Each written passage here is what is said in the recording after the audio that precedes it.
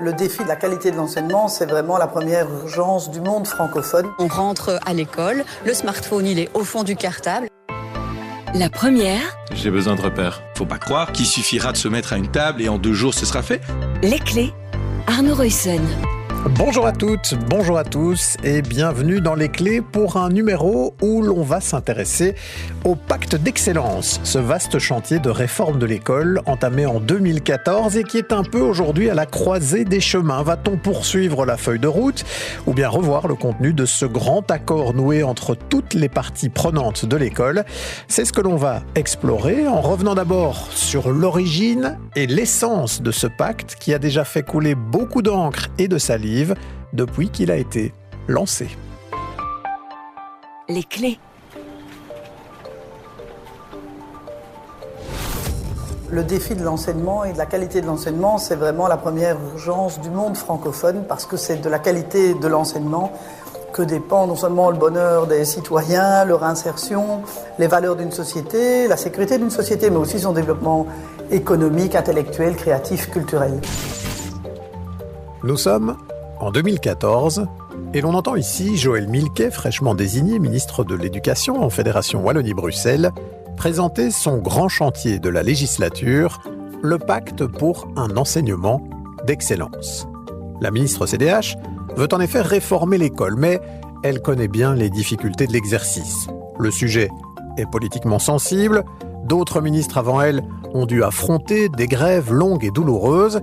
Et puis elle sait aussi que si l'on veut vraiment réformer l'école de fond en comble, eh bien cela prend du temps, bien plus de temps qu'une législature.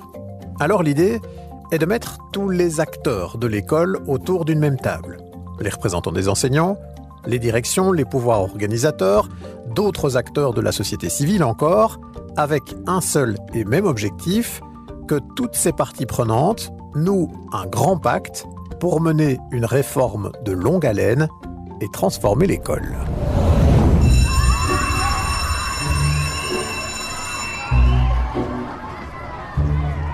À l'époque, on a déjà pris l'habitude de recevoir aussi chaque année un bulletin pour notre enseignement fourni par les fameuses études PISA qui mesurent la qualité de l'enseignement dans tous les pays développés.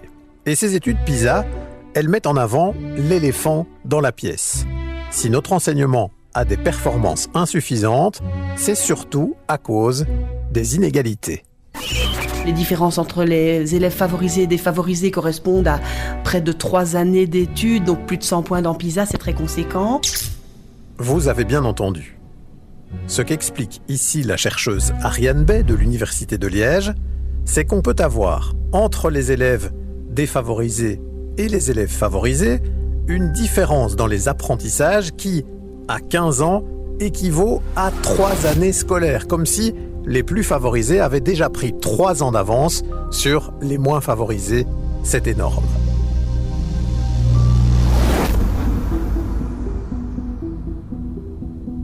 Alors, cet enjeu d'un enseignement plus égalitaire sera véritablement au cœur des travaux du pacte. Un grand diagnostic sera mené avec tous les acteurs de l'école et il montre notamment ceci, expliqué en 2015 par Frédéric Delcor, patron de l'administration en Fédération Wallonie-Bruxelles. Je crois que ce qui est montré dans le diagnostic et qui est partagé par les acteurs, c'est qu'à la fois on doit se concentrer sur des réformes très structurelles pour mettre fin à ce système inéquitable et en même temps on doit aussi voir qu'à l'intérieur du système inéquitable, à population comparable, il y a des écoles qui réussissent mieux que d'autres, il y a des pratiques à l'intérieur des écoles, des conditions de gouvernance, de gestion, de dynamique des équipes éducatives à l'intérieur des écoles qui permettent aussi de faire la différence et ça aussi c'est des leviers qu'on doit pouvoir utiliser. L'importance du directeur, l'importance de la dynamique collective de l'équipe pédagogique, c'est fondamental.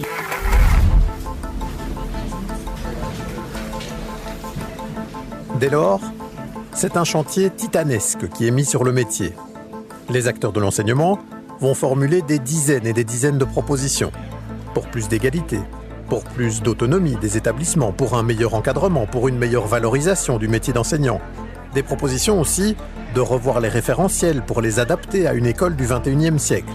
Et toutes ces propositions vont être discutées, débattues, afin d'établir un grand compromis entre tous les acteurs de l'école.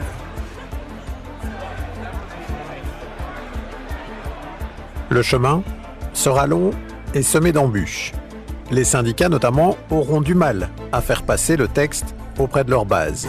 Donc aujourd'hui, on est arrivé à un texte que nous allons défendre parce que nous avons obtenu effectivement des avancées. Moi, je suis heureuse, bien sûr, que tous les acteurs, les pouvoirs organisateurs, les syndicats, les associations de parents aient pu parvenir à un accord. Mais cet accord est une étape, en fait, puisque le pacte est un processus évolutif. Un processus qui va donc se mettre en œuvre concrètement à partir de 2017. Et sur nos ondes alors, c'est Marc Sirlereau qui explique à quoi pourrait ressembler l'école de demain. Beaucoup de choses vont changer progressivement. Les langues seront enseignées plus tôt. Dès la 3e primaire pour la première et dès la 1re secondaire, l'enseignement d'une 2e langue est aussi évoqué. Le latin sera également enseigné à tous, mais sous une autre forme qu'aujourd'hui. L'expression artistique et l'apprentissage technique seront aussi donnés à tous les élèves. Les choix de filière générale ou technique se feront à l'issue de la 3e secondaire. Le but ? Éviter notamment de reléguer trop tôt des élèves vers des filières trop spécifiques et de les cloisonner. C'était il y a 8 ans. On sentait déjà bien à l'époque que cet allongement du tronc commun serait une pièce aussi centrale que sensible dans le pacte d'excellence. Et cela n'est pas démenti par l'actualité puisqu'on redébat aujourd'hui de cet allongement du tronc commun et d'un éventuel détricotage du pacte d'excellence. Mais ça, on va y venir un peu plus tard dans cette émission.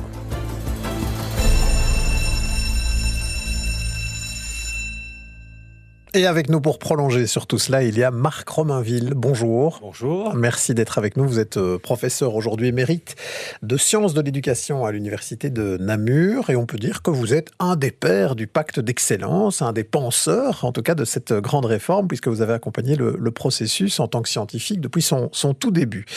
D'abord, un petit mot général sur ce qu'on vient d'entendre là. En réécoutant les différentes archives, j'entendais que parfois on parlait aussi de refondation de l'école. C'est ça qu'on a essayé de faire avec ce pacte d'excellence, c'est-à-dire de remettre les choses à plat et de se dire on doit repenser maintenant notre école différemment au XXIe siècle.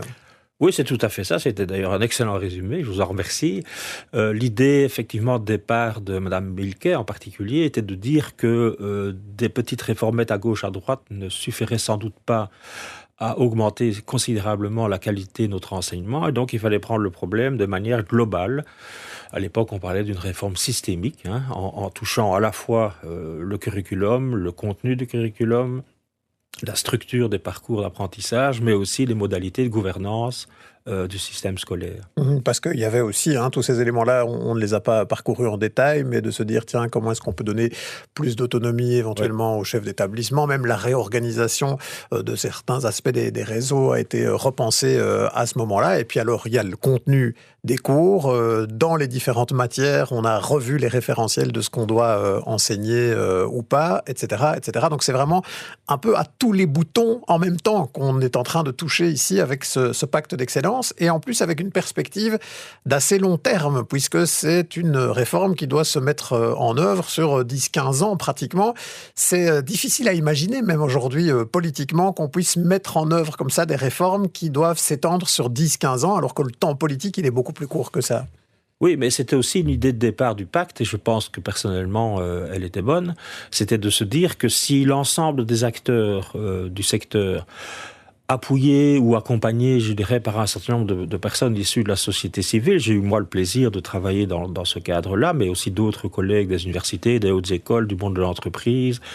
Si tous les acteurs semblent assez d'accord pour indiquer un certain nombre de voies à suivre, on peut supposer, en tout cas on supposait à l'époque, que ces principales voies à suivre seraient, confirmées par la suite par éventuellement d'autres majorités politiques. Que même si les gouvernements changeaient, le pacte resterait, puisqu'on s'était dit qu'on avait mis tous les acteurs de l'école ensemble et qu'ils s'étaient mis d'accord. Même si ce n'avait pas été simple, il y avait un vrai compromis entre eux. Il y avait un vrai compromis. La V numéro 3 a été quand même approuvée par l'ensemble des acteurs. Et surtout, ça, je voudrais bien insister là-dessus, parce qu'on l'a un peu oublié maintenant, il a été préparé vraiment par de longues discussions, de longues contributions scientifiques. Donc, ce n'est pas sorti comme ça du chapeau d'un certain nombre de personnes. Vraiment, il y a un certain nombre d'argumentaires qui ont été avancés et qui montrait que pour toute une série de raisons sur lesquelles on va revenir, j'imagine, il nous fallait vraiment revoir un certain nombre de choses dans le fonctionnement de l'école. Vous vous attendiez à ce que ce soit aussi compliqué ensuite, parce qu'on en a été jusque 2017-2018, où on commence à mettre l'ouvrage sur le métier. On sait qu'il y a eu les années Covid qui ont en plus compliqué un peu l'implémentation de certaines parties de la réforme, mais bon, le train a suivi quand même son chemin. Mais il y a eu beaucoup de moments où on a douté. Il y a eu des contestations au niveau syndical, notamment sur la question de l'évaluation et des éventuelles sanctions des enseignants. Maintenant, on revient, et on va y venir dans un petit instant, avec la question du tronc commun. Il y a beaucoup aussi de méfiance dans les écoles ou d'incompréhension, où on a l'impression qu'on vient avec une réforme qui serait parfois déconnectée du terrain. Vous vous attendiez à ce que ce soit aussi douloureux, un peu un chemin de croix, la mise en œuvre de ce pacte d'excellence? Peut-être qu'un chemin de croix, c'est un peu excessif, parce que je pense qu'on regarde ça maintenant avec un peu de pessimisme, mais on ne voit pas aussi tous les aspects qui ont déjà été engrangés. Par exemple, le volet gouvernance du pacte. Disons, en gros, il y avait 2 gros volets. Le volet gouvernance, donc la révision des modalités de gouvernance des établissements scolaires, et la question du tronc commun. Tout le volet gouvernance a été mis en œuvre et fonctionne depuis un certain nombre d'années à la satisfaction quand même plus ou moins générale de l'ensemble des acteurs.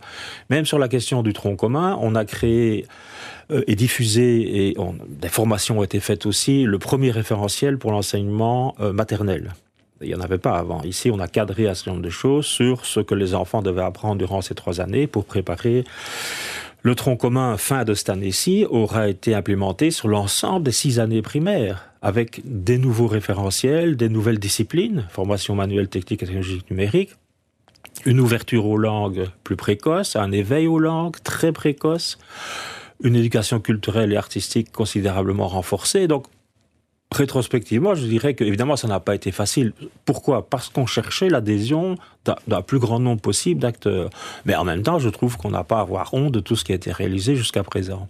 Vous pointez ici le fait que c'est une réforme qu'on phase dans le temps, et qu'on a commencé à un moment donné avec des premières maternelles, et puis on a avancé avec eux, ils sont allés en 2e, puis en 3e maternelle. Aujourd'hui, on est au niveau de la 6e primaire. Ça veut dire qu'aujourd'hui, les élèves qui sont en 6e primaire, qui vont terminer leur parcours en primaire cette année scolaire-ci, ce sont des élèves différents des élèves précédents. Il y a des vrais changements importants qui ont été apportés dans leur parcours, en termes d'encadrement, en termes de contenu des programmes, en termes de diversité de ce qu'ils ont pu voir dans leur scolarité. Il y a une vraie différence entre ces élèves-là et ceux qui ne sont pas dans le pacte, pour vous? Alors, en principe, il devrait y en avoir une. Alors, je ne sais pas si les élèves sont différents, mais en tout cas, ce qu'ils ont appris est différent. Ça, c'est sûr. Ce qu'on a voulu faire avec le tronc commun, c'est quoi ? C'est au fond de se dire...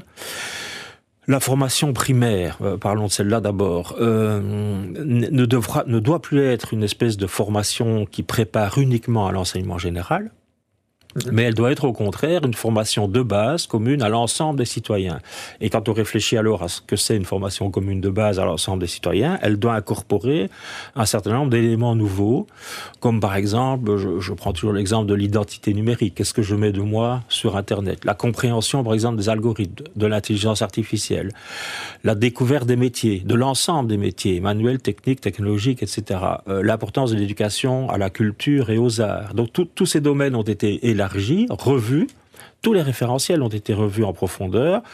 Alors, pas par 2-3 personnes. Ça, j'ai fait le calcul récemment. Ça a concerné 200 à 300 personnes qui ont travaillé sur ces questions-là dans la perspective qu'effectivement, ce que les élèves vont apprendre ou ont appris quelque part dans l'enseignement primaire soit légèrement différent. Par exemple, cette année-ci, on va aussi voir qu'il y a une période de plus d'éducation physique et à la santé. C'est pas rien. L'année prochaine, en S1, il y aura une période de plus en éducation culturelle et artistique. C'est pas rien non plus. Donc tout ça, c'est déjà en train de se mettre en œuvre pour l'essentiel, sur les primaires. En tout cas, c'est fait. Et puis là, on arrive justement maintenant dans le secondaire. Restons un peu alors sur cet enjeu du tronc commun, puisqu'on voit bien que ça revient au cœur du débat. Pourquoi est-ce que c'est un essentiel du pacte, ce tronc commun? Et quand on parle du tronc commun, il y a la question de l'allongement de 14 à 15 ans, mais il y a aussi tout ce qui précède et que vous venez de nous expliquer ici. Le tronc commun, c'est de se dire, tiens, à partir de quand les enfants rentrent à l'école jusqu'à 15 ans, ils doivent tous recevoir, à peu près évidemment, avec des adaptations en fonction des écoles, en fonction des profs, mais à peu près le même contenu. En quoi est-ce que c'est central par rapport à cet enjeu d'égalité, de plus d'équité dans notre enseignement? Alors, c'est tout à fait central pour 3 raisons. La première, je l'ai évoqué tout de suite, c'est que on s'est rendu compte dans les travaux préparatoires que la formation qu'on appelle commune du citoyen va sans doute requérir un peu plus de temps qu'auparavant, tout simplement parce que nos sociétés se complexifient. Si je reprends l'exemple de la compréhension de l'ère numérique ou de la compréhension fine du changement climatique, ça suppose un certain nombre de connaissances, de compétences, et on ne voit pas pourquoi ces connaissances et compétences seraient uniquement l'apanage, par exemple, des élèves qui vont dans l'enseignement de transition. C'est quelque chose que tout citoyen doit maîtriser pour ultérieurement voter en connaissance de cause. Ça, c'est la première raison. La seconde, elle est aussi très claire, c'est que tous les systèmes éducatifs qui ont une formation commune de plus en plus longue ou relativement longue sont aussi ceux qui connaissent le moins d'inégalités sociales face au parcours et à l'école. Pour une raison toute simple, c'est que si vous faites un choix très précoce, ce n'est en général pas le jeune qui fait le choix, ce sont ses parents, et donc ça dépend très fort de l'environnement familial, du capital culturel des familles, tandis que si vous reportez le choix, alors certains pays scandinaves vont reporter même jusqu'à 16 ans, on peut supposer que beaucoup plus de jeunes feront un choix d'orientation qui sera plus basé sur leurs compétences, leurs mérites, leur découverte d'un ensemble de filières et de métiers. La troisième raison, c'est que nous avions un système qu'on appelait par orientation en cascade. On échouait à un endroit, on allait dans un autre, on échouait encore, on arrivait dans un autre. Et une des ambitions du pacte était de se dire, notamment pour revaloriser l'enseignement qualifiant, il faudrait arriver quand même à un système où les jeunes choisissent de manière positive leur orientation. Positive, ça veut dire quoi? Ça veut dire qu'ils devraient avoir été mis en contact avec une variété de types de raisonnement, d'activités humaines, d'activités professionnelles, et sur la base de ces découvertes-là, de faire un choix positif à l'issue de la 3e secondaire. Donc il y avait beaucoup de facteurs qui nous ont incités à l'époque à considérer qu'il fallait un tronc commun allongé et pluridisciplinaire, c'est important, qui couvre l'ensemble des domaines que l'on pourra retrouver ultérieurement. Pour ces 3 raisons, donc, des raisons de citoyenneté, des raisons d'essayer d'empêcher la reproduction sociale et ce mécanisme de relégation. Et là, c'est peut-être intéressant quand même de s'y arrêter encore 2 secondes. On a parfois l'idée de se dire que si on allonge le tronc commun, ce serait pour que moins de personnes aillent dans l'enseignement qualifiant ou professionnel et qu'elles restent plus dans le général. C'est pas spécialement ça que vous dites. Ce que vous dites, c'est que ça doit être des vrais choix. Et voilà. On pourrait avoir aussi des jeunes qui avant seraient restés plutôt dans le général, qui là, parce qu'ils ont eu un tronc commun pluridisciplinaire qui les a mieux mis en contact avec différentes formations, pourraient choisir justement d'aller dans des formations qualifiantes vers lesquelles ils n'auraient pas été au préalable. C'est que ce moment de 15 ans soit un vrai carrefour pour les élèves et faire des choix en conscience. Oui, c'est ça. Et un moment de choix positif. C'est basé sur ses forces, alors peut-être aussi sur ses faiblesses, mais aussi sur son projet. Et un projet, vous devez le mûrir. En 5e, 6e primaire, certains élèves rêvent d'être pompiers, mais c'est un rêve, c'est pas encore vraiment un projet sérieux de vie, donc on doit attendre que ça se mûrisse relativement plus tardivement, disons. Raison pour laquelle il y a donc aussi, dans l'accord de compromis qui a été noué pour ce pacte, l'idée d'allonger ce tronc commun à 15 ans. Sauf qu'aujourd'hui, cette question-là, elle revient sur la table, notamment avec le nouveau gouvernement de la Fédération Wallonie-Bruxelles, où se trouvent l'EMR et les engagés. Et on va justement se pencher sur ce que pense le gouvernement de ce pacte d'excellence en compagnie de Sarah Pousset. Avec le gouvernement de la Fédération, nous voulons donner un second souffle à ce pacte et le faire évoluer en un réel pacte de confiance pour un enseignement d'excellence. Dès son installation, le nouveau gouvernement de la Fédération Wallonie-Bruxelles a annoncé son intention d'adapter le pacte d'excellence. D'abord en le renommant. Désormais, pacte de confiance pour un enseignement d'excellence. Autre changement, des parties de budget sont remaniées, certains points reportés dans le temps, comme le mécanisme pour lutter contre l'absentéisme et le décrochage scolaire. La ministre de l'Enseignement a aussi suspendu depuis avril le comité de concertation qui réunissait chaque semaine des membres des syndicats, des PO, des associations de parents et le tout pour travailler sur le pacte d'excellence. Mais ce qui crée surtout la discorde, c'est le tronc commun, l'un des points essentiels du pacte d'excellence qui est déjà en application dans toutes les années du primaire. Pour les premières secondaires, il devait rentrer en vigueur l'année prochaine. Sauf qu'au moment où il faut former les enseignants et prévoir les détails pratiques, Valérie Glatini veut en modifier partiellement le contenu. Dans notre feuille de route gouvernementale, il est prévu qu'il y ait davantage d'activités orientantes dans les 3 premières années du secondaire. Donc on y travaille.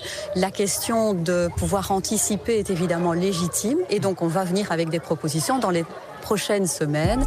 On assiste ici à une confrontation entre deux visions. Le but du tronc commun, c'est de dispenser les mêmes apprentissages à tous les élèves le plus longtemps possible pour qu'ils aient les mêmes connaissances de base pour se lancer dans la vie active. La vision de la ministre et globalement du MR est plutôt que l'école doit servir à se former à un métier.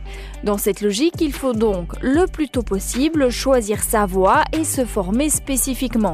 En caricaturant, ils font donc donner des heures de sciences aux futurs médecins et des heures de mécanique aux garagistes.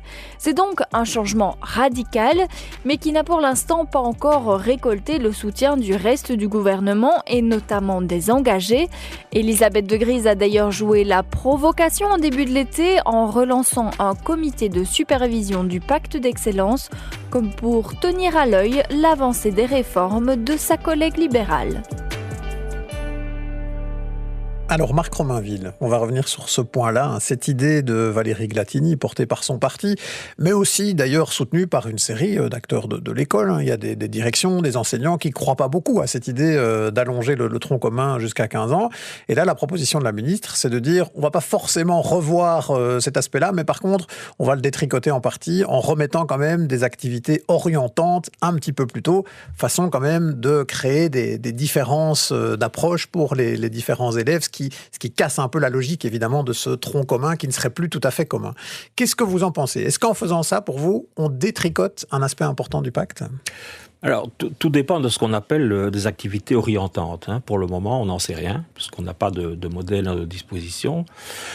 D'un certain point de vue, dans l'idée du tronc commun, et d'ailleurs, c'est présent en tant que tel dans l'ensemble des référentiels, idéalement, je dirais que toutes les activités faites en classe constituent des aides à l'orientation. De ce point de vue-là, elles sont toutes orientantes, dans le sens où...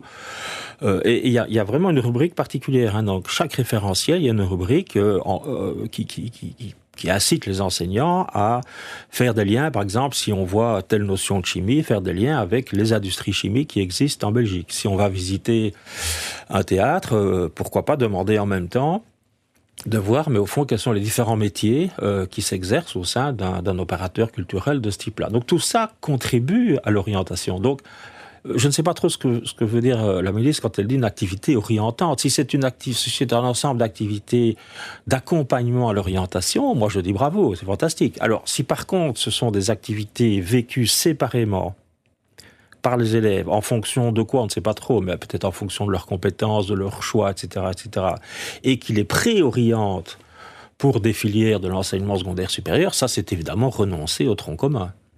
Et ça, pour vous, c'est alors casser un des éléments qui a présidé à ce pacte d'excellence. C'est revenir en arrière. C'est revenir 10 ans en arrière, et c'est surtout revenir 10 ans en arrière sans avoir beaucoup d'argumentaire. On ne sait toujours pas exactement pourquoi. Parce que moi, bien sûr, on s'attendait à ce que des majorités politiques nouvelles puissent avoir des politiques nouvelles. Encore faudrait-il qu'il y ait des argumentaires. Pourquoi ferait-on ça ? Qu'est-ce qu'on y gagnerait ? Sachant qu'il y a un élément que nous n'avons pas évoqué et qui me paraît quand même essentiel, c'est que quand on compare aussi tous les systèmes éducatifs, quand ils ont veillé ou quand ils veillent à être moins inégaux, ils sont aussi globalement un peu plus efficaces.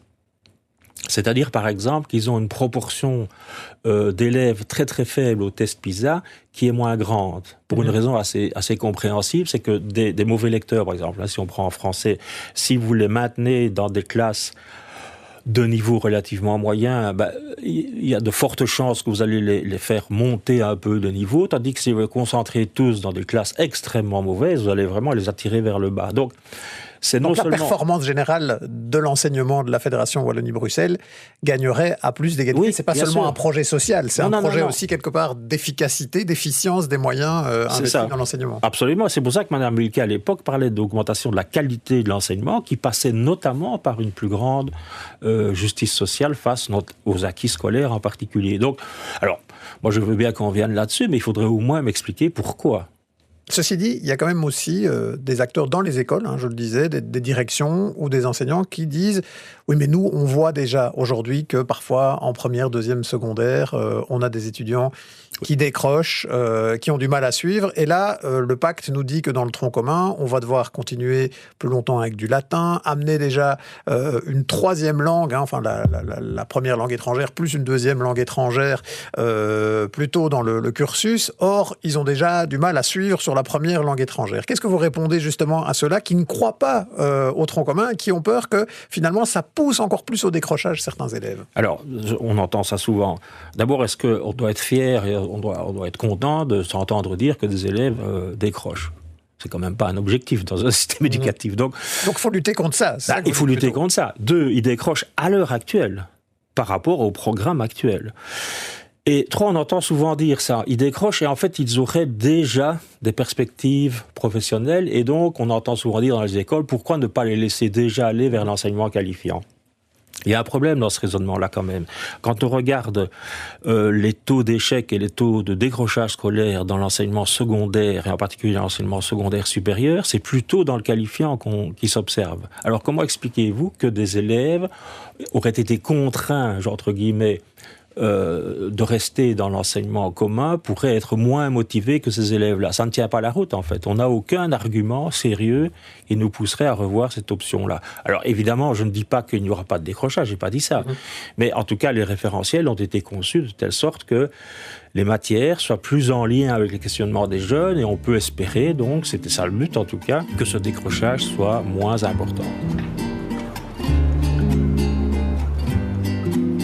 Eh bien voilà, un petit rappel sans doute utile, alors que le débat se rouvre aujourd'hui sur le pacte d'excellence et sur la façon de mettre en œuvre en particulier les mesures pour le secondaire, notamment l'allongement de ce tronc commun. On se disait que ce serait opportun de rappeler les raisons qui avaient fondé cette réforme et de détailler le travail important de tous les acteurs, des experts et de la société civile en amont de ce pacte. Voilà, merci d'avoir suivi Les Clés, un podcast de La Première, avec à la réalisation sonore de cet épisode Antoine Duhartz, à la préparation Sarah Pousset et Arnaud Reussen.